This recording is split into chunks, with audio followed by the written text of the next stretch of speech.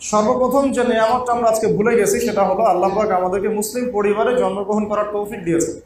এতটুকু চেতনা যদি আমাদের থাকতো, আমাদের মধ্যে কেউ বেনামাজি থাকতে পারতো না, আল্লাহকে সেজদা না করে সে দিন রাত পার করতে পারতো না, পশ্চিমকালেও তার পরিবারের মধ্যে বেপরদামি থাকতো না, বাহিরের সংস্কৃতির অনুসরণ থাকতো না, তার অর্থ ব্যবস্থার মধ্যে সুদ থাকতেই পারতো না, সুদের কোনো স্থানই থাকতো না যদি তার চেতনা থাকতো আমি একজন মুসলিম।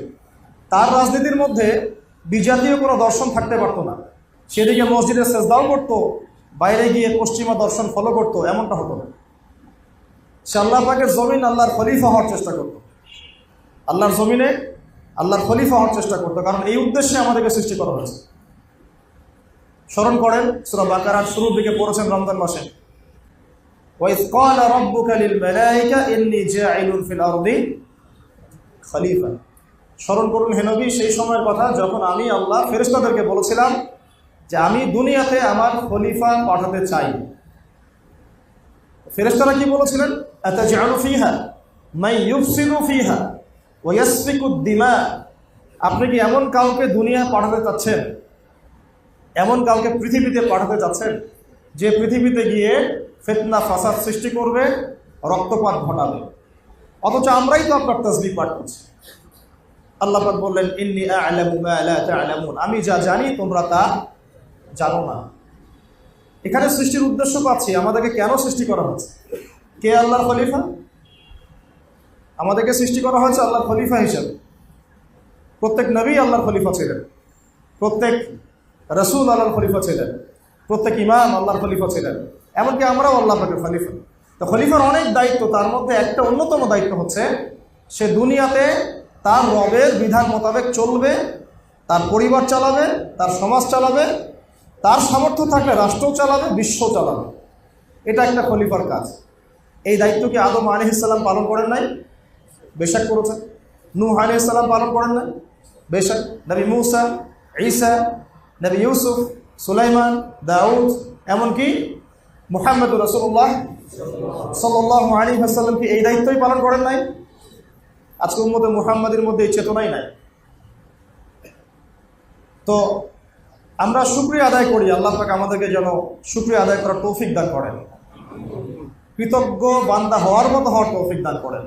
আল্লাহ পাক কিন্তু বলেছেন, এই শেষের দিকে আছে, শেষের 10 পারার মধ্যেই, যে আমার ওয়া কলিলুম মিন ইবাদিয়াশ শাকুর, আমার শুকরগুজার বান্দা যারা, এদের সংখ্যা আসলে কম, নিতান্তই কম। আমরা একটা ঘটনা দিকে ফোকাস করি, তাহলে আমরা বুঝতে পারবো যে আমাদের প্রতি আল্লাহ পাকের এটা কত বড় কৃতজ্ঞতা। বেশি ওয়াজ করতে হবে না, কথা কম, আর বেশি ওয়াজ করলে মানুষ মনে রাখতে পারে না। আল্লাহ নবী সাল্লাল্লাহু আলাইহি ওয়াসাল্লামকে সবচেয়ে বেশি সাহায্য সহযোগিতা করেছেন যিনি, তার মধ্যে অন্যতম একজন হচ্ছেন চাচা আবু তালেব। কি নাম? তার বাবা ইন্তেকাল করেছেন জন্মের আগে, এতিম অবস্থায় বড় হয়েছেন। এই জন্য এতিমদের সাথে আল্লাহ পাকের সরাসরি সম্পর্ক থাকে, কারণ তাদেরকে সবাই গ্রহণ করতে চায় না, তারা সমাজে একাকিত্ব অনুভব করে, তারা বিভিন্ন দরজা থেকে ধাক্কা খায়। পরে আল্লাহ পাক তাদেরকে রহমতের কোলে উঠায় রাখছে, যদি সে আল্লাহর অনুগত হয়, যদি সে আল্লাহর কি হয়, অনুগত হয়। আল্লাহ পাক নবী মুহাম্মদ সাল্লাল্লাহু আলাইহি ওয়াসাল্লামকে মনের কষ্টের সময় বলেছেন, আলাম ইয়াজিদকা ইয়াতীমান ফাআওয়া, আমি কি তোমাকে এতিম অবস্থায় পাই নাই? আমি কি তোমাকে এতিম অবস্থায় পাইনি? তারপরে কি তোমাকে আমি প্রতিপালন করিনি? ওয়াজাদাকা দাল্লান ফাহাদা ওয়াজাদাকা আইলান ফাআগনা। শেষে আল্লাহ সূরা শেষে কি বলেছেন? ফাম্মাল ইয়াতীমা ফালা তাকহার, তুমি এতিম অবস্থায় ছিলে, আমি তোমার উপর এগুলো নিয়ামত দিয়েছি, অতএব তুমি এতিমদের প্রতি আর কঠোর হয়েও না, তুমি এতিমদের প্রতি কি হয় না, কঠোর হয়েও না। ওয়ামাসাইলা ফালা তানহা, কেউ যদি হাত পাতে চায় হাতটাকে খালি ফিরায় দিও না। আল্লাহ নবী কারো হাত খালি ফিরায় দিয়েছেন কখনো? কোনোদিনও না। যেদিন ঘরে একটু খাবার ছিল না, স্ত্রীদের সমস্ত ঘর খুঁজে খুঁজে একটা খেজুরের টুকরা পাওয়া গেল না, তখন তিনি বলেছিলেন যে আমার একজন মেহমান আছে, কে তার মেহমানদারি করবে না? আমাদের নবী সাল্লাল্লাহু আলাইহি ওয়াসাল্লামের 7 জন 8 জন 9 জন স্ত্রীর ঘর খুঁজে একটা খেজুর পাওয়া গেল না।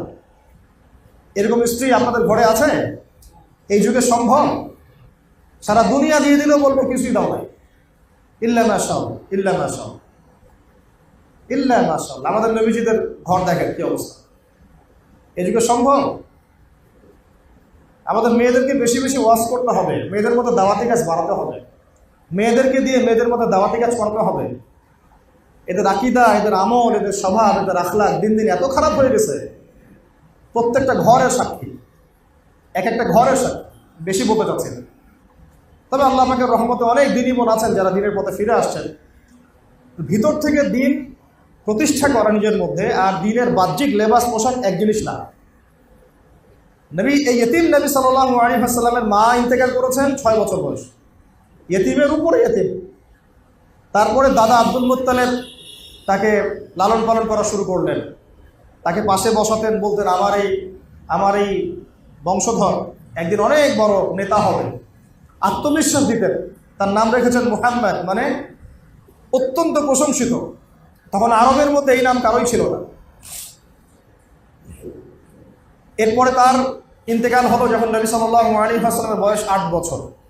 এই 8 বছর বয়সের পর থেকে বলা যায় 50 বছর পর্যন্ত নবী সাল্লাল্লাহু আলাইহি ওয়াসাল্লাম চাচা আবু তালেবের তত্ত্বাবধানে ছিলেন। চাচা আবু তালেব জানতেন শিশু এতিম মুহাম্মদ সে যেন কোনো কষ্ট না পায়, এবং তিনি খুব লাজুক ছিলেন সাল্লাল্লাহু আলাইহি ওয়াসাল্লাম, চাইতেন না যেটা খাবার সামনে আসতো খেয়ে নিতেন। পারিবারিক বিষয়গুলো বুঝতে পারছেন? তখন তার চাচি, তার নাম ছিল ফাতিমা, আবু তালেবের স্ত্রীর নাম কি? ফাতিমা। ওই নামে তিনি তার মেয়ের নাম রেখেছেন ফাতিমা রাদিয়াল্লাহু আনহা। চার চাচি এবং চাচা আলাদা করে খাবার তুলে তুলে রাখতেন। ব্যাপারটা বুঝতে পারছেন? স্পেশাল কিছু খাবার রান্না করলে আলাদা করে তুলে রাখতেন, যাতে এতিম মুহাম্মদ সে কষ্ট না পায়। তাকে আলাদা করে খাওয়াতেন, আলাদা করে আদর করতেন, আলাদা মহব্বত করতেন। আমার নানি আমার সাথে এই কাজটা করেছে ছোটবেলায়, আমি বলতেছি, আলাদা করে তুলে তুলে রাখেন। তো শুধু তাই না, এটা তো একটা ছোট্ট উদাহরণ দিলাম। এরপর তিনি তাকে ব্যবসা শিখিয়েছেন, ব্যবসার সফরে নিয়ে গিয়েছেন, নিজে বিয়ে দিয়েছেন। তারপরে চাচার উত্তরাধিকার তিনি পেয়েছেন। তারপরে নবী হলেন যখন, মানুষ চতুর্দিক থেকে তাকে গালিমন্দ করছে, অত্যাচার করছে, কেউ গায়ে হাত তুলছে, নাড়ি ভুড়ি চাপিয়ে দিচ্ছে, কেউ অর্থনৈতিক বয়কট করছে, কেউ সামাজিকভাবে বয়কট করছে। এমন কোনো নির্যাতনের সুরত নাই যেটা আল্লাহ নবী সাল্লাল্লাহু আলাইহি ওয়াসাল্লামকে মানে ফেস করতে হয় না, এমন কোনো সুরতই নাই। শারীরিক, মানসিক, আর্থিক, অর্থনৈতিক, সামাজিক, রাজনৈতিক সব ধরনের নির্যাতন তাকে সহ্য করতে হচ্ছে। এই সময় একজন ব্যক্তি পাহাড়ের মতো তার সামনে দাঁড়িয়ে আছেন তাকে প্রোটেক্ট করার জন্য, তার নাম চাচা আবু তালেব। কি নাম? আমরা এটা করতে পেরেছি? আমরা এটা করতে পেরেছি? আমি আপনাদেরকে আমাদের নবীর প্রতি মুহাব্বতের নিদর্শন দেখাচ্ছি একটা। দেখেন আমরা কি পরিমাণে মহব্বত করি। আমরা নবীর সুন্নত নিয়ে মাশাআল্লাহ খুব সোচ্চার। দাড়ির সুন্নত, নামাজের সুন্নত, আমিন জোরে আসতে, হাত উঠাবো উঠাবো না, ইত্যাদি ইত্যাদি। আমরা নামাজে তার সুন্নতের জন্য সোচ্চার। ওই নামাজের ওযুটা যে বদনা দিয়ে করে আসছি, ওই বদনাটা একটা কাদিয়ানীদের কোম্পানি। এই হলো আমাদের নবী প্রেমের নমুনা। আমাদের ইলম, আমাদের ঈমানের নমুনা হচ্ছে এই আজকের দেশে, আজকের বাংলাদেশে যারা নবী করিম সাল্লাল্লাহু আলাইহি ওয়াসাল্লামের পরেও নবুয়ত দাবি করেছে, তাদের সাথে আমাদের ব্যবসা, আমাদের বাণিজ্য, আমাদের চলাফেরা, আমাদের ওঠা বসা, আমাদের রিজিক, আমাদের দৈনন্দিন আসবাবপত্রগুলা, সুই থেকে নিয়ে শুরু করে বিমান পর্যন্ত মনে হয় তারা বানায় ফেলবে, আর আমরা ওগুলো গ্রহণ করব। ওই টাকাগুলো তারা ওদের মতবাদ প্রচারে ব্যয় করতেছে। একটা অবস্থা। আমার ওস্তাদ একটা কথা বলতেন, ইতিকাফের 10 দিনে বলেছেন যে কয়েক প্রকারের কাফের হয়। একটা হচ্ছে আবু জেহেল মার্কা কাফের, যে সত্য চিনেছে মানি না, নাউজুবিল্লাহ, ওকে চিনে নাই সত্য, সে নবীকে চিনে নাই, চিনেছে। আবু জেহেল কি নবুয়ত দাবি করেছিল? কুফরি করেছে। কি করেছে? কুফরি করেছে। এক প্রকার কুফরি হচ্ছে মুনাফিক, আব্দুল্লাহ বিন উবাই, নবীকে চিনে নাই, চিনেছে, মদিনায় নবী এসেছেন দেখেছে, তার পিছনে নামাজও পড়েছে, নবীকে চিনেছে, কিন্তু বাইরে আমার স্বীকৃতিও দিয়েছে যে আমি মুসলিম, কিন্তু ভিতর থেকে ইসলামের ক্ষতি করে গেছে। এটা এক প্রকার কুফর। আল্লাহ পাক এই মুনাফিকদেরকে বলেছেন তারা জাহান্নামের অতল তলে থাকবে, তাই না? এক আসফালা মিনান নার আছে না কোরআনে? ইন্নাল মুনাফিকিনা ফিদ দারকিল আসফালি মিনান নার, মুনাফিকরা একদম জাহান্নামের অতল তলে থাকবে। আবু জেহেলেরও তলে, আব্দুল্লাহ বিন উবাই। আর এক প্রকার কুফর দেখেন, মুসাইলামা কাযযাব, মুসাইলামাতুল কাযযাব, নাম শুনেছেন? এই ব্যক্তি নবী সাল্লাল্লাহু আলাইহি ওয়াসাল্লাম ইন্তেকালের পরে নবুয়ত দাবি করেছে। আবু বকর রাদিয়াল্লাহু আনহুর সময় এর বিরুদ্ধে যুদ্ধ হয়েছে এবং ওই ইয়ামামার যুদ্ধে বহু হাফেজে কোরআন সাহাবীও শহীদ হয়েছে। তারপরে কিন্তু কোরআন সংকলনের বিষয়টা এসেছে এই পৃষ্ঠা আকারে, এভাবে মাসহাফের সংকলনের বিষয়টা ইয়ামামার যুদ্ধের পরেই সাহাবীদের মধ্যে এসেছে যে আমরা একটা মাসহাফে সংকলন করি। কারণ হাফেজে কোরআনটা এভাবে নিহত হতে থাকলে, শহীদ হতে থাকলে কোরআন যদি আবার কিছু হয়ে যায়, নাউযুবিল্লাহ। এটা হচ্ছে সবচেয়ে বড় প্রকারের কুফর, যে আবু জেহেল মার্কা কুফরি না, আব্দুল্লাহ বিন উবাই মার্কা কুফরি না, একেবারে মুসাইলামাতুল কাযযাব মার্কা কুফর। ওদের ওই বদনা দিয়ে ওযু করে এসে আমরা নামাজ পড়ি, আমাদের ইমানের হালত, আমাদের দিনের বুঝ আজকে এই পর্যায়ে আছে।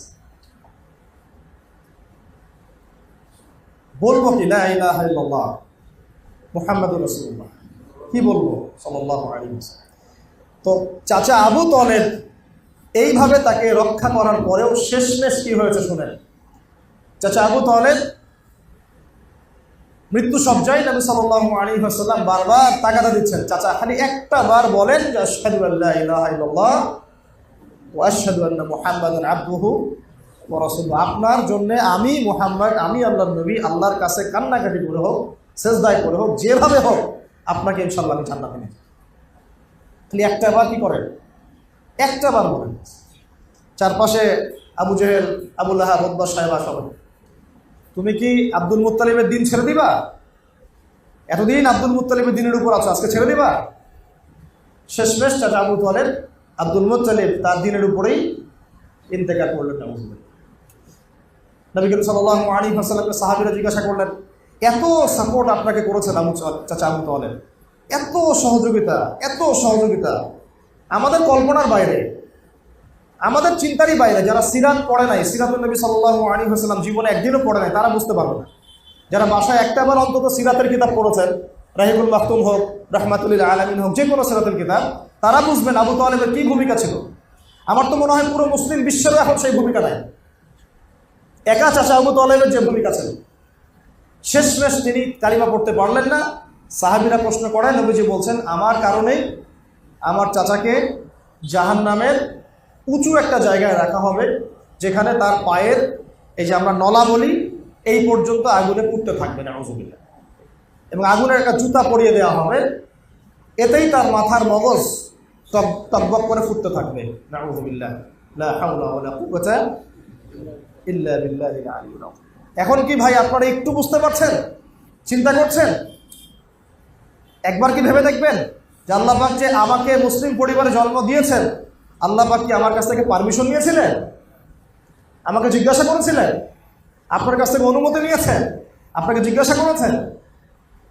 এখনও কি কৃতজ্ঞ হবেন যে আল্লাহ রাব্বুল আলামিন এত রহম করে আপনাকে মুসলিম বানিয়েছেন?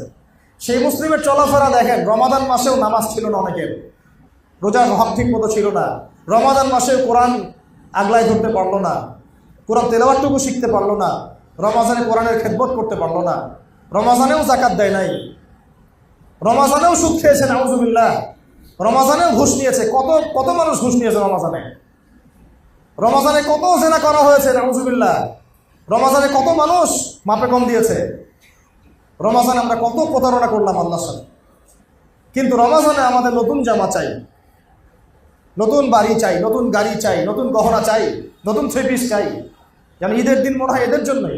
এদের সাথে ঈদের খুশির কোনো সম্পর্ক নাই, এই মানুষদের সাথে ঈদের খুশির কি নাই, কোনো সম্পর্ক নাই। তাদের জন্য ঈদ উল ফিতর ছিল, এই খুশি ছিল, ক্ষমা ছিল, যারা রমাজানের হক আদায় করতে পেরেছে, সওম ঠিকঠাক মতো রেখেছে, কুরআন ঠিকঠাক মতো পড়েছে, মানুষকে পড়িয়েছে, ইবাদতের পাবন ছিল, তাহাজ্জুদ পড়েছে, তারাবির হক আদায় করেছে, কাউকে কষ্ট দেয়নি, দান সদকা করেছে, বেশি বেশি জিকির করেছে, যাকাত ফিতরাগুলো আদায় করেছে, আল্লাহর কাছে ভয়ও ছিল, আশাও ছিল। ইনশাআল্লাহ আল্লাহ রাব্বুল আলামিন চান্ত এই বান্দাদেরকে মাফ করে দেবেন ইনশাআল্লাহ। আমাদের সবাইকে আল্লাহ রাব্বুল আলামিন মুসলিম পরিবারে জন্মগ্রহণ করতে পারার হকটা আদায় করার তৌফিক দান করুন। আরেকটা অংশ বলতে চাই, সেটা হচ্ছে নবী করিম সাল্লাল্লাহু আলাইহি ওয়াসাল্লামের উম্মত হওয়ার সৌভাগ্য। কি বললাম বলেন, নবী সাল্লাল্লাহু আলাইহি ওয়াসাল্লামের উম্মত হওয়ার সৌভাগ্য।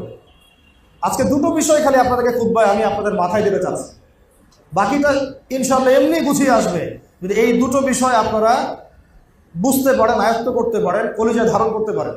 যে এক, আমি আল্লাহ পাকের বান্দা, আল্লাহ পাক আমাকে মুসলিম বানিয়েছেন, মুসলিম পরিবারে জন্ম দিয়েছেন।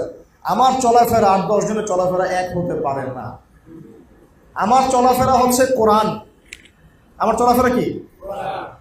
সত্যি কথা বলতে আমাদের কারো চরিত্রই কোরআনের মতো এখন নাই, এটাই সত্য কথা। কিন্তু আল্লাহ পাকের কাছে আমরা তৌফিক চাই, আল্লাহ যেন আমাদেরকে সেরকম চরিত্র ধারণ করার তৌফিক দান করেন। দ্বিতীয় বিষয়টা এটা যে নবী সাল্লাল্লাহু আলাইহি ওয়াসাল্লামের উম্মত হতে পারার সৌভাগ্য। দেখেন, কিয়ামতের মাঠে মানুষ উঠবে, আমরা উঠব। বহু গুনাহগার মানুষ, কেউ সুদ খেয়ে ফেলছে, বা কেউ ধরেন যে জেনা করে ফেলছে, কেউ হয়তো আরো বড় বড় কবিরা গুনাহ করে ফেলছে, গীবত, তহমত ইত্যাদি ইত্যাদি। আমরা সবাই কবিরা গুনাহগার, আল্লাহ পাক যেন আমাদেরকে মাফ করেন। তো কবিরা গুনাহগার মানুষ যখন কিয়ামতের মাঠে হন্তদন্ত হয়ে ঘুরতে থাকবে, হাউজে কাউসারের পানির জন্য, একটু পানির জন্য, একটু তৃষ্ণা নিবারণের জন্য, শাফাআতের সুপারিশের জন্য, নবী মুহাম্মদ সাল্লাল্লাহু আলাইহি ওয়াসাল্লাম নিজের হাতে তার উম্মতকে পানি পান করাবেন। তিনি নিজে সেজদায় পড়ে যাবেন, কান্নাকাটি করতে থাকবেন। আল্লাহ পাক তখন তাকে যে তাসবিহ শেখাবেন সেটা পড়তে থাকবেন। আল্লাহ রাব্বুল আলামিন তাকে বলবেন, মাথা উঠাও, কি চাও বলো। নবী করিম সাল্লাল্লাহু আলাইহি ওয়াসাল্লাম তখন বলবেন, আল্লাহ আমার উম্মত, আল্লাহ আমার উম্মত, আল্লাহ আমার উম্মত। সমস্ত নবীগণ যেদিন বলতে থাকবেন, ইয়া নফসি, হে আমার নফস, আল্লাহ আমার নফস, আল্লাহ আমার নফস। আমাদের নবী মুহাম্মদ সাল্লাল্লাহু আলাইহি ওয়াসাল্লাম বলতে থাকবেন, হে আল্লাহ আমার উম্মত, হে আল্লাহ আমার উম্মত, হে আল্লাহ আমার উম্মত। আল্লাহ রাব্বুল আলামিন তাকে শাফাআত করার, সুপারিশ করার অনুমতি দিবেন। তারপর তিনি শাফাআত করবেন, সুপারিশ করবেন। অগণিত কবিরা গুনাহগার আল্লাহর বান্দাদেরকে তিনি জান্নাতে নিয়ে যাবেন। যার অন্তরে লা ইলাহা ইল্লাল্লাহ মুহাম্মাদুর রাসূলুল্লাহ ঠিক ছিল, এই মানুষগুলো জান্নাতে যাবে। এখন সেই নবী মুহাম্মদ সাল্লাল্লাহু আলাইহি ওয়াসাল্লাম যিনি সুপারিশ করবেন, যিনি হাউজে কাউসারে পানি পান করাবেন, যাকে আল্লাহ পাক ইখতিয়ার দিয়েছিলেন দুনিয়াতে, দোয়া করে নাও, তুমি একটা দোয়া চেয়ে নাও। সমস্ত নবী সেই দোয়া চেয়ে নিয়েছে দুনিয়ার জন্য। নবী সাল্লাল্লাহু আলাইহি ওয়াসাল্লাম এটা অবশিষ্ট রেখেছেন উম্মতের জন্য কিয়ামতের মাঠে। রাতের বেলা কেঁদেছেন, বলেছেন যে আমার ভাইদেরকে যদি দেখতে পারতাম। সাহাবীরা বলেছেন, কারা আপনার ভাই? আমরা কি আপনার ভাই না? নবীজি বলছেন, তোমরা আমার সাহাবী, আমার ভাই তারা যারা তোমাদের অনেক পরে আসবে, তোমাদের পরে আসবে, আমাকে না দেখেই আমার প্রতি ঈমান নিয়ে আসবে।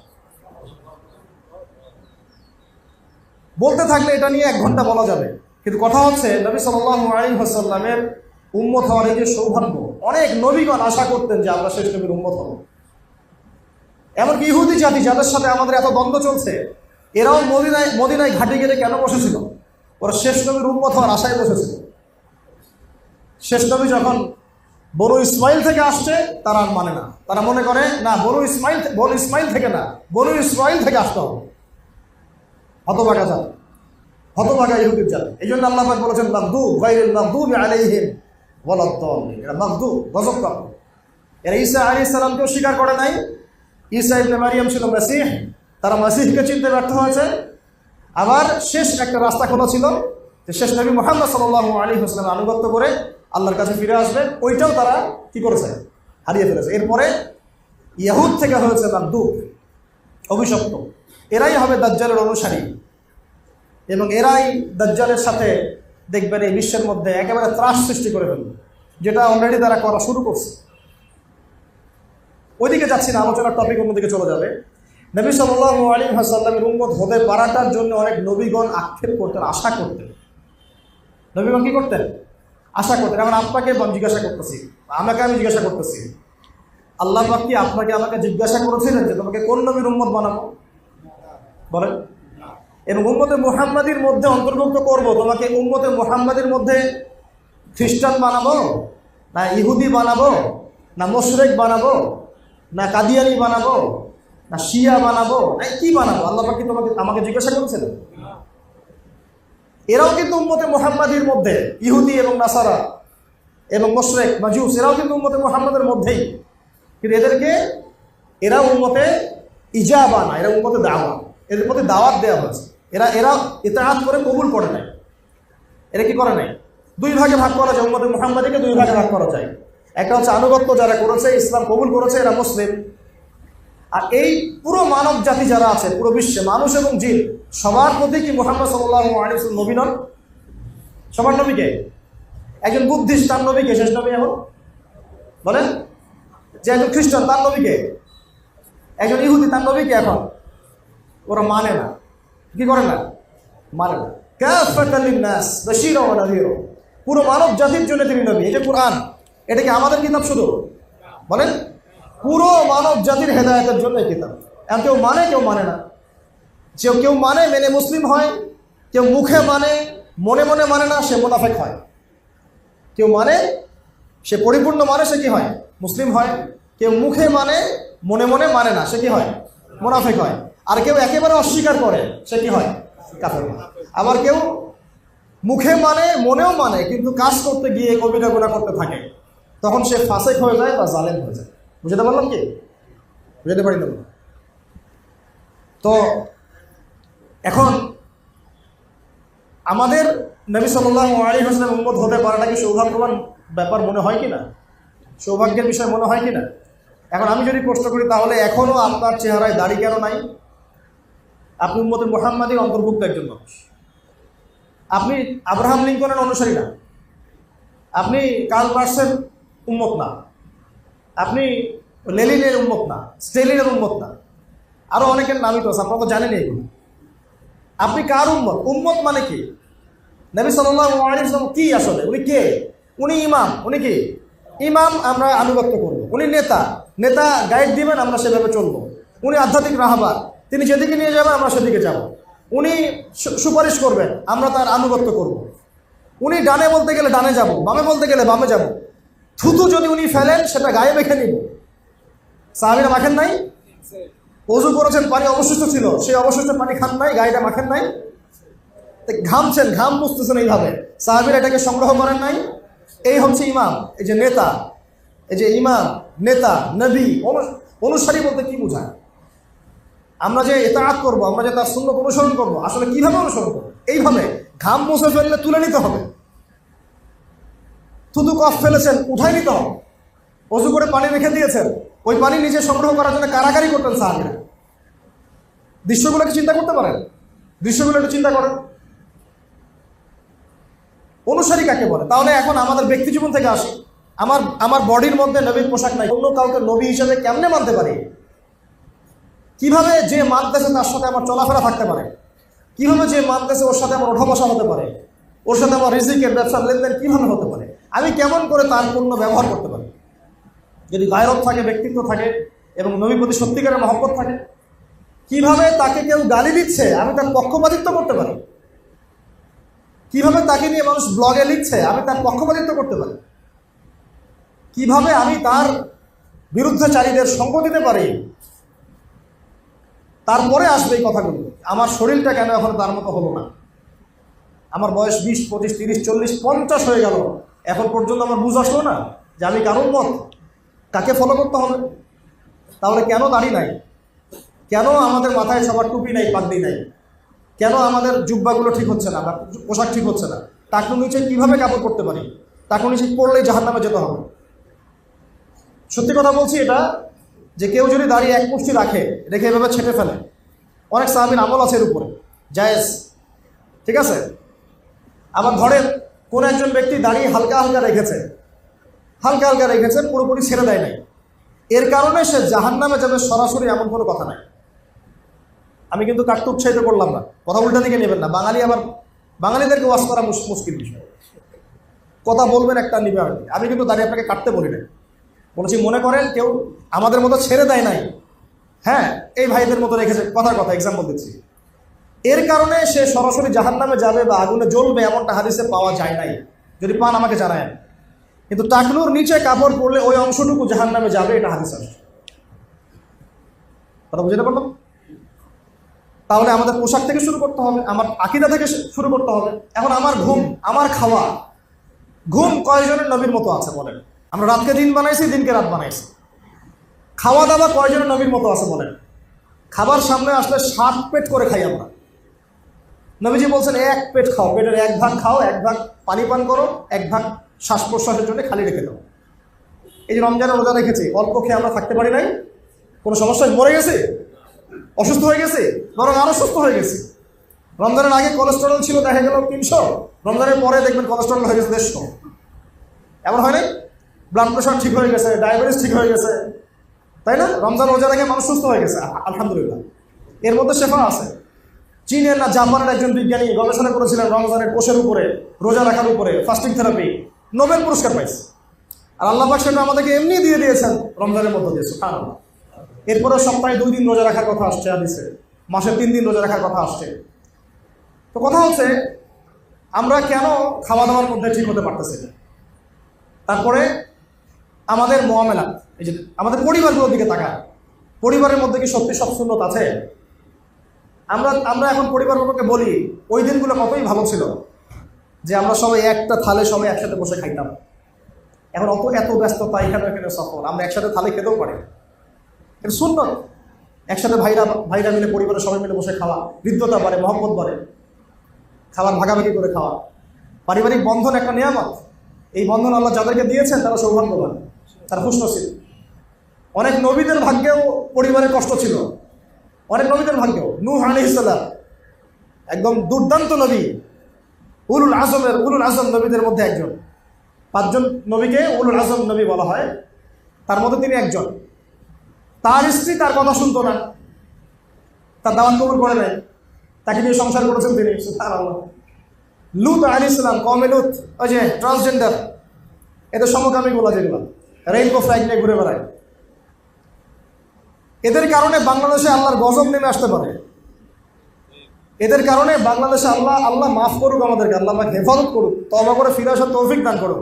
আমাদের ভয় হয় এই মানুষগুলোর কারণে আল্লাহর গজব নামতে পারে। সমকামিতা, আল্লাহর সাথে প্রকাশ্য যুদ্ধ। সুদভিত্তিক ব্যাংকিং সিস্টেম, আল্লাহর সাথে প্রকাশ্য যুদ্ধ। কথাগুলো বলতে হবে কাউকে না কাউকেই, আপনাদেরকে জানতে হবে। মানেন না মানেন শুনতে হবে, পরে আপনার হিসাব আপনার, আমার হিসাব আমার। লাকুম দীনুকুম ওয়ালিয়া দীন, ঠিক আছে? কিন্তু বলতে হবে কাউকে না কাউকে। আমাদের সবাইকে বলা উচিত, আমাদের সবার কথা বলা উচিত, অন্তর্পক্ষে কথাটুকু বলা উচিত। এটা হারাম, কবিরা গুনাহ, এত বড় গুনাহ যার কারণে আল্লাহ পাক কওমে লূতকে একদম পাথর নিক্ষেপ করে হত্যা করেছেন, মানে ধ্বংস করেছেন। একবারে জমিন থেকে আসমানে উঠাইছেন, উঠায় পাথর নিক্ষেপ করে সবগুলোকে থেতলা করে উল্টা দিকে দাফন করে দিয়েছে। জর্ডানের ডেড সি এর জাজল্যমান দৃষ্টান্ত হয়ে আছে এখন, ওই জায়গায় ঘটনা ঘটেছে। এই কওমের নাম সাদুম গোত্র ছিল। এই লূত আলাইহিস সালামের স্ত্রী তার অনুগত ছিল না। পারিবারিক বন্ধন অনেক বড় নিয়ামত। নবী সাল্লাল্লাহু আলাইহি ওয়াসাল্লাম অনেক চাচা তার অনুগত ছিল না। আবু জাহল কি তার চাচা না? আবু লাহাব তার চাচা না? কথা শুনে না।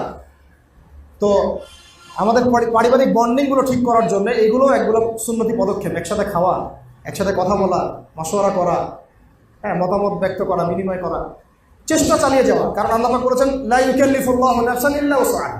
আল্লাহ পাক সাধ্যের অতিরিক্ত কাউকে দায়িত্ব দেন না। আমরা চেষ্টা চালিয়ে যাবো আমাদের জায়গা থেকে। এরপরেও যদি কেউ না শোনে, তাহলে আম হাসিবতুম আন্না আসহাবাল কাহফি ওয়ার রাকিম কানু মিন আয়াতিনা আজাবা। আসহাবুল কাহফ হতে হবে। সূরা কাহফের এই ঘটনাটা পড়লে বুঝতে পারবেন, তারা সোশ্যালি, পারিবারিকভাবে, সামাজিকভাবে, রাষ্ট্রীয়ভাবে একঘর হয়ে পড়ছে। অল্প কয়েকটা যুবক, সবাই একদিকে চলে, 7 জন 9 জন উল্টা দিকে চলে, আল্লাহর দিকে চলে, তাওহীদের দিকে চলে। শেষে তারা বেচারা আর এই সমাজে থাকতে পারলো না, সেখান থেকে চলে গিয়ে গুহায় থাকা শুরু করলো, গুহার মধ্যে গিয়ে থাকা শুরু করলো, আলাদা হয়ে গেল আর কি। ওখানে ঘুম পাড়িয়ে দিলেন আল্লাহ পাক। 309 বছর পর ঘুম থেকে উঠাইছেন। সুবহানাল্লাহ। ঘটনাটা পড়ে দেখেন, আসহাবুল কাহফের ঘটনার মধ্যে অনেক শিক্ষা আছে। তো এই পরিবার ঠিক করতে হলে সুন্নত লাগবে। এখন কতজনের পরিবারে দেখেন সুন্নত আছে, পর্দা আছে, মিসওয়াক কয়জনের বাসায় আছে? মিসওয়াক। ওয়াশরুমে যাওয়ার সুন্নত কতজনের ঠিক আছে? ওযু সুন্নত মোতাবেক কতজন করতে পারে? নামাজের সুন্নত কয়জনের ঠিক আছে? এগুলো জানতে হবে না? পড়তে হবে না? ফিকহের বইগুলো পড়তে হবে তো, কোন আমলের কী কী সুন্নত আছে, জাকাতের সুন্নত কি, ফরজগুলো কি কি, সলাতের ফরজ কি, সলাতের সুন্নত কি, মুস্তাহাব কি। আমি যে ব্যবসা করতে যাব, ব্যবসার কি সুন্নত আছে, এখানে কি ফরজ আছে, কি করতে পারবো, কি করতে পারবো না, কিভাবে করলে নবী সুন্নত মোতাবেক হবে। এমনকি আমি সমাজের নেতা হয়েছি, কিভাবে সমাজটা চালালে পরে সুন্নত মোতাবেক হবে, মানুষের আমি দোয়া পাবো, আল্লাহ রহমত পাবো, জানতে হবে না? আল্লাহ পাক আমাকে রাষ্ট্র ক্ষমতা দিয়েছেন, কিভাবে চালালে জনগণ সুখে থাকবে, নবীর সুন্নাত মোতাবেক হবে, আল্লাহ খুশি হবেন, নবীও খুশি হবেন, পরকালে আমি জান্নাতে যাব, জনগণও ভালো থাকবে, জানার দরকার নাই? না, এগুলো শিখতে হবে আমাদেরকে পশ্চিমাদের থেকে, আব্রাহাম লিঙ্কন থেকে, লেনিন স্ট্যালিন থেকে শিখতে হবে নাকি? আমাদের তো কোনো নেতা নাই, না? নাউজুবিল্লাহ। আমাদেরকে আল্লাহ পাক কোনো নেতা দেন নাই, কোনো নবী দেন নাই। আমরা সত্যি কথা বলতে আমার কনক্লুশন হচ্ছে এটা যে আমরা নবী মুহাম্মদ সাল্লাল্লাহু আলাইহি ওয়াসাল্লাম উম্মত যে হয়েছি এর মর্মটাই আমরা বুঝতে পারি, এর মর্মই বুঝতে পারি। তার একটা সুন্নতের উপর সারা জীবন গবেষণা করতেছে ইহুদিরা বসে বসে, খ্রিস্টানরা গবেষণা করতেছে, বৌদ্ধরা গবেষণা করতেছে। নবী সাল্লাল্লাহু আলাইহি ওয়াসাল্লাম বলেছেন ঈশান নামাজের পর ঘুমিয়ে যাও। কেন বললেন? এর মধ্যে ফিজিক্যাল কি উপকারিতা আছে? দেখে গবেষণা করে বের হলো যে রাত 10টা থেকে 1টা পর্যন্ত বা 2টা পর্যন্ত যারা ঘুমায় তাদের ফিজিক্যাল যে স্ট্রাকচার, কন্ডিশন, সুস্থতা, বার্ধক্যে গিয়েও তারা স্ট্রং থাকে। বার্ধক্যে কি থাকে? স্ট্রং থাকে। এর ওই 3 ঘন্টার ঘুম 9 ঘন্টার সমান, 8 ঘন্টার সমান। আর সারাদিন যদি 8 ঘন্টাও আপনি ঘুমান ওই 3 ঘন্টার ঘুমের সমান হবে। এটা হয়েছে না? এখন বুঝতে পারতেছে না? ফিজিক্যালি শারীরিক পরিশ্রম করতে বলেছেন তিনি। আমরা আয়সী হয়ে গেছি, নিজের কাজ নিজে করতেন, নিজে জুতার ফিতা নিজে সেলাই করতেছিলেন একদিন বসে বসে। সুবহানাল্লাহ, সুবহানাল্লাহ। একদিন নিজে জুতার ফিতা ছিঁড়ে গেছে, ওটা নিজে সেলাই করতেছেন বাসায় বসে বসে। কে কে কে সেলাই করতেছে? জীবনে করেছি আমরা কখনো? এটাকে আমরা অপমানের কাজ মনে করি, অপমানের কাজ মনে করি। স্ত্রী রান্না করতেছেন, তিনি তরকারি কেটে দিয়েছেন, সাহায্য করেছেন। চিন্তা করা যায়? এগুলো ভাবাও যায় এই যুগে এখন? সুন্নত শুধুমাত্র এই চেহারায়, দাড়িতে, পোশাকে না। আমি এক কথায় শেষ করে দেই, একেবারে আমার আকীদা থেকে শুরু করে আমার আমল, আমার নামাজ, আমার রোজা, আমার যাকাত, আমার ব্যবসা, আমার বাণিজ্য, এমনকি আমার অর্থনীতি, রাজনীতি পর্যন্ত যে নবীর সুন্নত মাফিক আমরা ঢেলে সাজাতে পারি, তাহলেই নবীর উম্মত হওয়ার কৃতজ্ঞতা স্বীকার করা হবে, হাকিকি অর্থ স্বীকার করা হবে। না হলে শুধু মুখে দাবি করা হবে, বাস্তবে এটার প্রতিফলন ঘটবে না। আর মুখে স্বীকার করে যদি আমল না করি, আল্লাহ পাকের জন্য আমাদেরকে আযাবও দিতে পারেন। আল্লাহ রাব্বুল আলামিন আমাদের সবাইকে মুসলিম পরিবারে জন্মগ্রহণ করতে পেরেছি এই শুকরিয়াটুকু আদায় করার তৌফিক দান করুন। আমিন। চলতে ফিরতে বেশি বেশি পড়তে থাকবেন আলহামদুলিল্লাহ, খালি পড়তে আলহামদুলিল্লাহ। আল্লামা তাকি উসমানী দামাত বারাকাতুহু, তার একটা মোজাকারা আছে আমাদের সামনে। বসে থাকতেন, এমনি এমনি অনেকক্ষণ বলতে থাকতেন আলহামদুলিল্লাহ, আলহামদুলিল্লাহ, আলহামদুলিল্লাহ। জিজ্ঞাসা করা হতো যে ওস্তাদ কি হলো, কি জন্য আলহামদুলিল্লাহ বলতেছে? উনি বলতেন সারাদিন আল্লাহ পাকের কত নেয়ামত ভোগ করলাম, তখন তো আলহামদুলিল্লাহ বলার কথা মনে ছিল না, এখন কাজা আদায় করতেছি। ওই যে ঘুমানোর সময় 33 বার সুবহানাল্লাহ, 33 বার আলহামদুলিল্লাহ, 34 বার আল্লাহু আকবার আছে না? কেন আছে এগুলো? ওটা ফিল করে করে পড়া, যে সারাদিন অনেক নিয়ামত আমি ভোগ করেছি, সুবহানাল্লাহ বলার আমি সময় পাইনি, হয়তো মনে ছিল না, আলহামদুলিল্লাহ পড়ার সময় পাইনি, মনে ছিল না, ওটা কাজ আদায় করতেছে না। ঠিক আছে? তো আল্লাহ পাক আমাদেরকে মুসলিম পরিবারে জন্মগ্রহণ করতে পারার এই কৃতজ্ঞতা আদায় করার তৌফিক দান করেন। আমিন। এবং একজন প্রকৃত মুসলমানের জন্য যা যা করণীয় এগুলো করার তৌফিক দান করেন। সহজ কথায় এক কথা, কোরআনে যা আছে মানবো, মানতে আমি বাধ্য। হাদিসে যা আছে মানবো, মানতে আমি বাধ্য। আল্লাহ পাক কোরআনে যা নিষেধ করেছেন আমি ছেড়ে দিব, ছাড়তে আমি বাধ্য। হাদিসে নবী যা নিষেধ করেছেন এক কথায় ছেড়ে দিব, কোনো প্রশ্ন করতে যাব না, কারণ এটা ছাড়তে আমি বাধ্য। বাস খালাস, সামি'না ওয়া আতা'না, শুনলাম মানলাম, শুনলাম মানলাম। এই ঈমান, এই বিশ্বাস নিয়ে যদি অল্প আমলও কেউ করে জান্নাতে চলে যাবে ইনশাআল্লাহ। মানুষ বেশি বেশি ইবাদত করে জান্নাতে যেতে পারবে না। বেশি বেশি ইবাদত, অনেক বেশি ইবাদত, এগুলো জান্নাতে যাওয়ার মানদণ্ড কিন্তু না। মানদণ্ডটা কি জানেন? আল্লাহর রহমত এবং আমাদের সামি'না ওয়া আতা'না, শুনলাম মানলাম, আনুগত্য। এর উপর দিয়ে তাকওয়া অর্জিত হয়, এবং এই তাকওয়াই আল্লাহ পাকের কাছে কবুলিয়াত এবং মর্যাদার একমাত্র মানদণ্ড। আল্লাহ পাক আমাদের সবাইকে পরিপূর্ণ মুসলমান হওয়ার তৌফিক দান করেন। আমিন। উদখুলু ফিস-সিলমি কাফা, ইসলামে পরিপূর্ণরূপে প্রবেশ করো, এই আয়াতের হক আদায় করার তৌফিক দান করেন। আল্লাহ পাক বলেছে আলী ইমরানের 102 নম্বর আয়াতে, ইত্তাকুল্লাহ, আল্লাহকে ভয় করো। ইত্তাকুল্লাহ হাক্কা তুকাতিহ, ভয় করার মতো ভয় করো। ওয়ালা তামুতুন্না ইল্লা ওয়া আনতুম মুসলিমুন, পরিপূর্ণ মুসলমান না হয়ে মৃত্যুবরণ করো না। তো এই কথার উপরে যদি আমরা ইস্তেকামা থাকতে পারি, আল্লাহ পাক আমাদেরকে তৌফিক দান করেন, তাহলে ইনশাআল্লাহ পরিপূর্ণ মুসলমান হতে পারবো। কোরআনে আল্লাহ পাক যা দিয়েছেন মানবো, যা ছাড়তে বলেছেন ছাড়বো। হাদিসে আল্লাহ নবী যা করতে বলেছেন করবো, যা ছাড়তে বলেছেন ছাড়বো। খালাস, শেষ। সামি'না ওয়া আতা'না, এটাই ওই হাদিসের একটা ব্যাখ্যা। নবীজি বলেছেন বিদায় হজের ভাষণে, তারাকতু ফিকুম আমরাইন, আমি তোমাদের মাঝে দুইটা বস্তু ছেড়ে চলে গেলাম। লান তাদিল্লু, কথাটার ওজন অনেক বেশি। লান তাদিল্লু, তোমরা কোনোদিনও পথভ্রষ্ট হবে না, তোমরা কোনোদিনও পথভ্রষ্ট হবে না। মা তামাসসাকতুম বিহিমা, যতক্ষণ এই দুটাকে একদম এইভাবে আঁকড়ে ধরে থাকবে। তামাসসাকা মানে একেবারে শক্ত করে ধরে থাকা। জিহাদের মাঠে সাহাবীর অনেক সময় বলতেন তামাসসাকু তামাসসাকু, একেবারে শক্ত থাকো, শক্ত থাকো, শত্রুরা আসতেছে, শক্ত থাকো, নড়ো না, চড়ো না। কথা বুঝতে পারতেছেন? এটা এখন ওই রকম একটা শব্দ। লান তাদিল্লু মা তামাসসাকতুম বিহিমা, তোমরা এর উপর যতক্ষণ একদম শক্ত থাকবা কোনোদিন পথভ্রষ্ট হবে না। ওই দুইটা কি? কিতাব আল্লাহ, আল্লাহ পাকের কিতাব। রমজানে নাজিল হয়েছিল, আমরা অনেকে হয়তো হক আদায় করতে পারিনি, আল্লাহ পাক সারা বছর করার তৌফিক দান করেন। আল্লাহ পাক আমাদের সবাইকে আগামী রমজান পর্যন্ত বাঁচিয়ে রাখেন, আগামী রমজানেও এইভাবেই আমাদেরকে আমল করার তৌফিক দান করেন, এবং কোরআনের হকটা যেন আদায় করতে পারি সেই তৌফিক আল্লাহ পাক দান করেন, এবং নবী সাল্লাল্লাহু আলাইহি ওয়াসাল্লামের সুন্নাত আমাদের জীবনের প্রত্যেকটা ক্ষেত্রে বাস্তবায়ন করার তৌফিক দান করেন। আমরা যে নবী সাল্লাল্লাহু আলাইহি ওয়াসাল্লামের উম্মত হতে পেরেছি, এই কৃতজ্ঞতাটা আল্লাহ পাক আদায় করার তৌফিক আমাদেরকে দান করেন। নবী সুন্নাত মাফিক জীবন করবো ইনশাআল্লাহ, নামাজ গড়ব, পরিবার গড়ব, সমাজ গড়ার চেষ্টা করব, রাষ্ট্র এবং বিশ্ব গড়ার চেষ্টা করব। যদিও বা এই পুরো বিশ্বের যে ক্ষমতা, অথরিটি, এখন এগুলো চলে গেছে পশ্চিমাদের হাতে। তো এখানে দুটো রাস্তা, দাওয়াতের মধ্য দিয়ে ইসলাম এবং সংশোধনের চেষ্টা করতে থাকা, এবং ক্ষেত্র বিশেষে যদি প্রয়োজন হয় এই কুফফারদের সাথে, আল্লাহ দ্রোহীদের সাথে, যারা ইসলামের সাথে যুদ্ধ ঘোষণা করেছে, ওদের সাথে আমাদেরও যুদ্ধ ঘোষণা করা। এই দুটো যখন সমন্বয় হবে ইনশাআল্লাহ আল্লাহ পাকের জমিনে আল্লাহর ওই যে খেলাফতের দায়িত্ব, এটা আমাদের হাতে আবার চলে আসবে ইনশাআল্লাহ। এবং আস্তে আস্তে ওই দিকেই বিশ্ব হাঁটতেছে, এবং দেখবেন ইনশাআল্লাহ অচিরেই আল্লাহ পাকের এই পুরো জমিনে আল্লাহ পাকের খেলাফা দিন কায়েম হবেই হবে ইনশাআল্লাহ। আমাদের পরিবর্তনটা হোক আগে ব্যক্তি জীবন থেকে, আকীদা থেকে, আমল থেকে, ব্যবসা থেকে, পরিবার থেকে। আল্লাহ চান তো আমাদেরকে বড় ক্ষমতা আল্লাহ পাক দিবেন ইনশাআল্লাহ। আল্লাহ রাব্বুল আলামিন আমরা সবাইকে আজকের এই সংক্ষিপ্ত নসিহতগুলো বোঝার তৌফিক দান করেন।